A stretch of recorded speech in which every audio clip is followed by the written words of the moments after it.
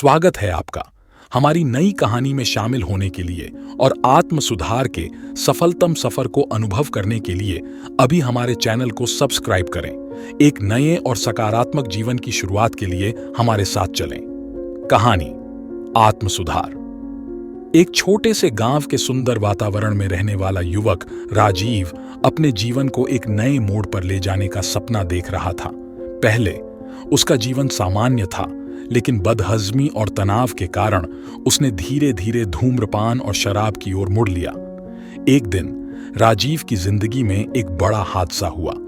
उसके अचानक दृष्टि में धूपकली की छाया छाई और उसकी जिंदगी में अंधेरा छा गया।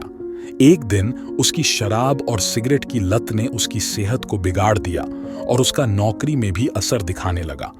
उसने अपनी दोस्तों को खो दिया और परिवार से दूर हो गया। राजीव ने इस समस्या को गहराई से महसूस किया और उसने निर्णय किया कि अब वह इस दुर्दशा से बाहर निकलेगा। उसने अपने जीवन को सुधारने के लिए कठिनाइयों का सामना करना शुरू किया। पहले कदम के रूप में राजीव ने अपने दोस्तों को छोड़ा, जिनका साथ उसकी बुरी आदतों को बढ़ावा देने में था।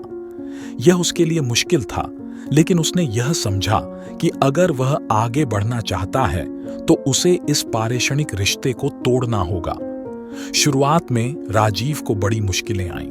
उसके शरीर में नशे की आदत से इनकार करना मुश्किल था, लेकिन उसने अपनी इच्छा और संयम से उस पर नियंत्रण पाया। उसने दिनचर्या में सुधार किया, योग और ध्यान का प्रैक्टिस किया और स्वस्थ आहार का सेवन किया।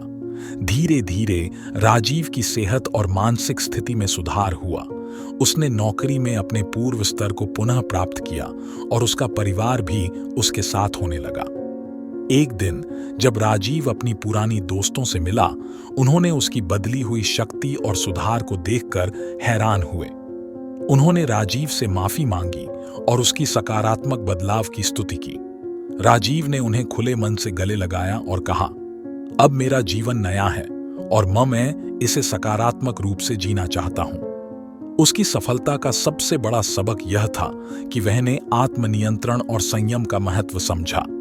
उसने अपने लक्ष्यों की ओर प्रबंध किया और सकारात्मक रूप से अपने जीवन को पुनः स्थापित किया।